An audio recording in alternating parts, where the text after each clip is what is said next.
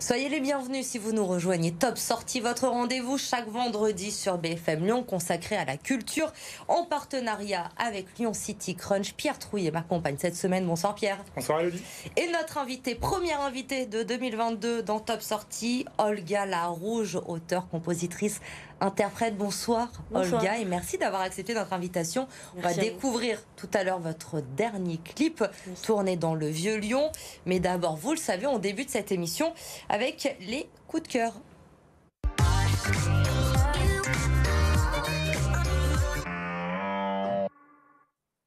Et en ce début d'année, évidemment, on ne peut pas y échapper. Pierre, vous nous avez fait une sélection de vos coups de cœur sorties culture pour cette année 2022. On prend la direction de Villeurbanne pour débuter, qui devient la capitale française de la culture, rien que ça. Et oui, c'est un peu le gros événement de l'année. Il y aura à peu près 700 événements. Ça démarre ce week-end, donc jusqu'au mois de décembre, avec plus de 300 concerts, 200 spectacles. Il y a vraiment beaucoup de choses. Par exemple, si vous êtes curieux, samedi, vous pouvez aller rencontrer Yves Coppens. C'est la personne qui a découvert Lucie, notre ancêtre à tous, au cours d'une conférence qui s'annonce passionnante. Il y a toutes les infos sur villeurbanne2022.fr. Ensuite, toute autre chose. On change complètement de style avec vous. On est très heureux de pouvoir retourner également cette année au Lyon Bière Festival. Je suis sûr que vous allez y être. Oui, chez City Crunch, on adore la bière. Ça fait 2 ans que ça n'a pas eu lieu, donc on est très content du retour. C'est le plus gros festival de bière artisanale de France.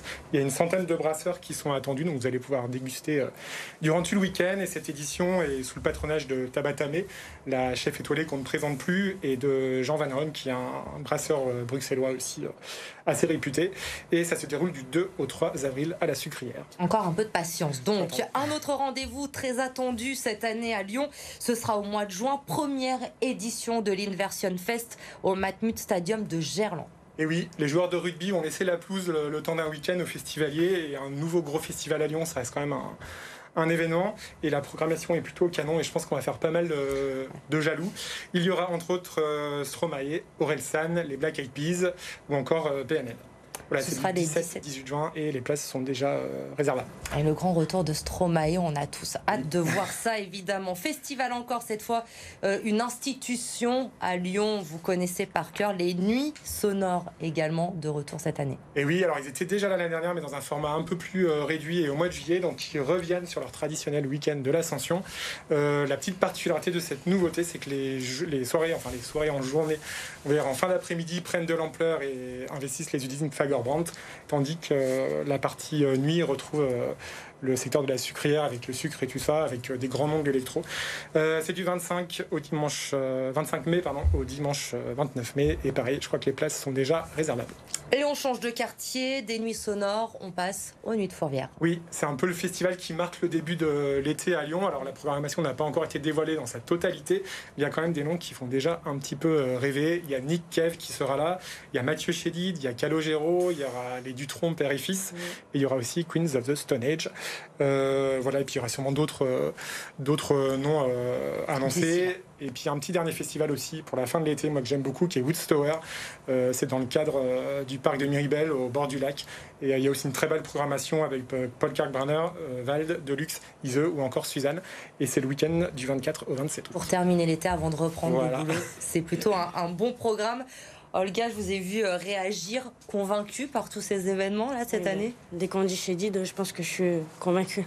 Vous serez à Fourvière du coup cet été, on saura où vous retrouver. Et on passe tout de suite justement à l'interview pour mieux vous connaître.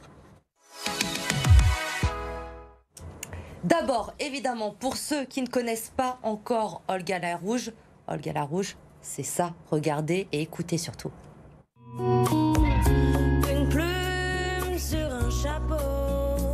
C'est tout ce que je vois d'ici.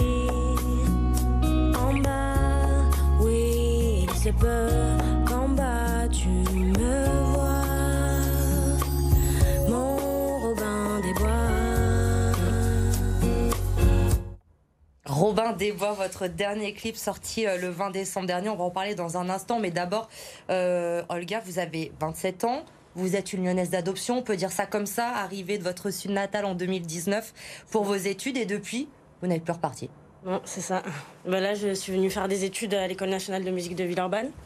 Je suis venue chercher ce qui me manquait, c'est-à-dire la théorie.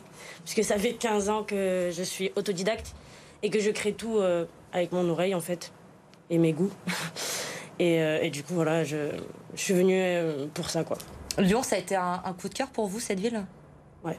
Je pense que j'ai eu du mal à m'adapter au début parce que je suis arrivée 6 mois avant le confinement. Ça n'a pas laissé beaucoup de temps pour rencontrer les gens, vraiment, même dans l'école. Hein. Mais il y a eu quelques crushs amicales que j'ai pu me faire à l'école et c'est cool, c'est devenu de vrais bons amis. Et du coup, ça me donne envie de rester encore un peu là, quoi.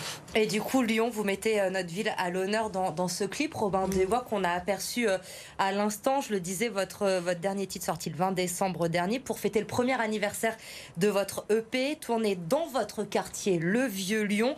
Vous êtes auteure, compositrice, interprète, autodidacte, vous nous le disiez. Si on devait définir votre style en quelques mots, vous choisiriez lesquels? Style musical? Ouais. Je dirais...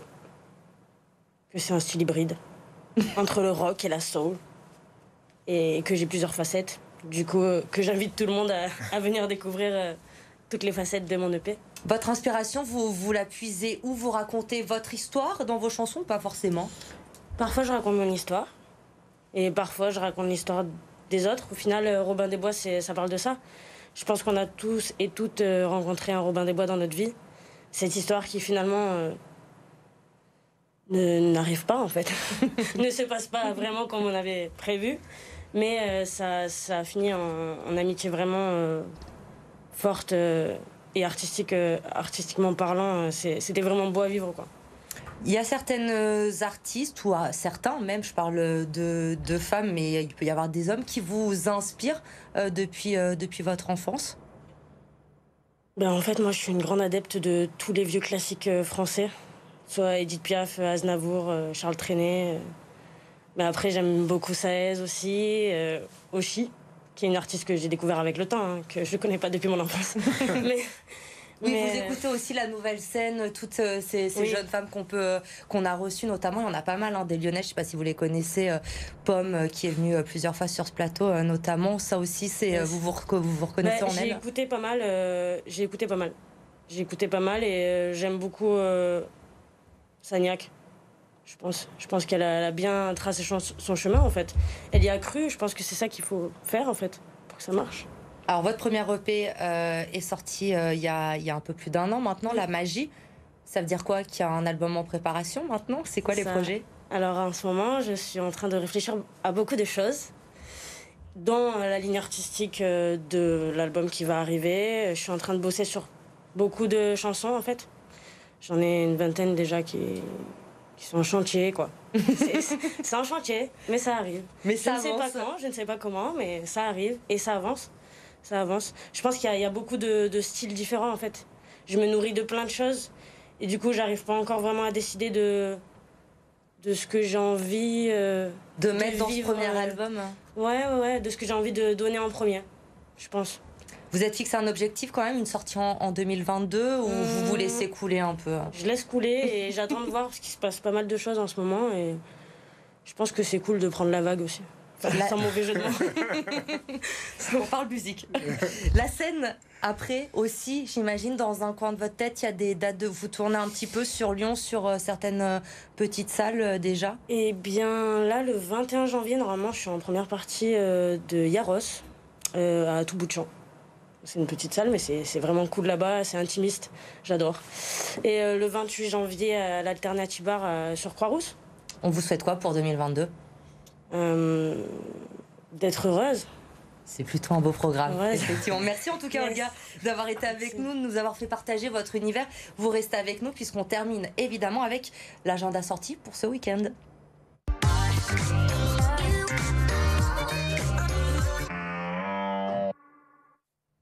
Et Pierre, on commence avec le spectacle du plus français des humoristes new-yorkais.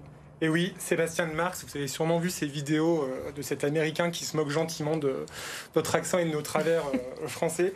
Et ben, il est en train de roder son spectacle à Lyon. On a un peu de la chance, il y a beaucoup de spectacles qui sont rodés à Lyon. Donc ça se passe à l'Espace Gerson. Son one-man show s'appelle Presque pas mal. Il y a 2 représentations samedi. Il y en a une à 18h45 et une à 20h. Il faut compter 17 € la place. Une fois qu'on a rigolé avec Sébastien Marx, on change encore complètement d'univers. Une soirée frisson qui nous attend au cinéma Lumière Terreau avec 2 grands films d'épouvante japonais. Oui, donc on va un peu moins rigoler. Oui, effectivement. Le premier film, c'est Darkwater. C'est un film qui a été réalisé par Hideo Nakata, qui est un grand maître de l'épouvante japonais. Il a réalisé notamment The Ring. Voilà, c'est une histoire un peu glauque avec une fuite au plafond et il se passe plein de choses un petit peu bizarres. Et le deuxième film, c'est Battle Royale, qui est un film absolument culte. Le pitch, c'est une classe de collège qui est envoyée sur une île et ils doivent tous s'entretuer pour qu'il n'en reste plus qu'un. C'est un film qui a inspiré notamment la série Squid Game. Donc voilà, donc c'est au cinéma Lumière Terreau et ça coûte 12 €. Et après toutes ces émotions, on termine le week-end un peu plus tranquillement dimanche avec une journée shopping. C'est ça se passe chez Boomerang, donc c'est cet immeuble du 3e arrondissement qui est un petit peu tiers-lieu. Ils font régulièrement des grandes marquettes. Et là, ils mettent à l'honneur l'artwear. Donc, je ne sais pas si vous savez ce que c'est l'artwear. Pas du tout. C'est cette tendance qui consiste à customiser ses vêtements avec de la broderie, des patchs et tout ça. Je suis pas assez manuel pour connaître. Absolument. Voilà. Donc il y aura plusieurs marques lyonnaises qui sont spécialisées là-dedans qui seront présents. C'est de 14h30 à 20h et l'entrée coûte 3 € parce qu'il y a une adhésion au lieu. Mais si vous êtes membre, c'est gratuit. Merci Pierre, et tous les bons plans du week-end évidemment de City Crunch et plein d'autres actus lyonnaises, c'est sur votre site lyon.citycrunch.fr. Vous n'oubliez pas votre autre rendez-vous culture comme chaque week-end sur BFM Lyon avec Lyon City présenté par Pauline Tugent. Et pour cette première de l'année, elle va vous emmener dans une fripe d'un tout nouveau genre, le Fripe Club à la Guillotière. Vous allez découvrir ça dès demain matin, vous le voyez. Elle a essayé pas mal de choses. Pauline, elle s'est amusée, découverte dès demain dans Lyon City. Merci à tous les deux d'avoir été avec moi pour ce Top Sortie. On se retrouve vendredi prochain, bien sûr. En attendant, vous passez un très bon week-end sur BFM Lyon.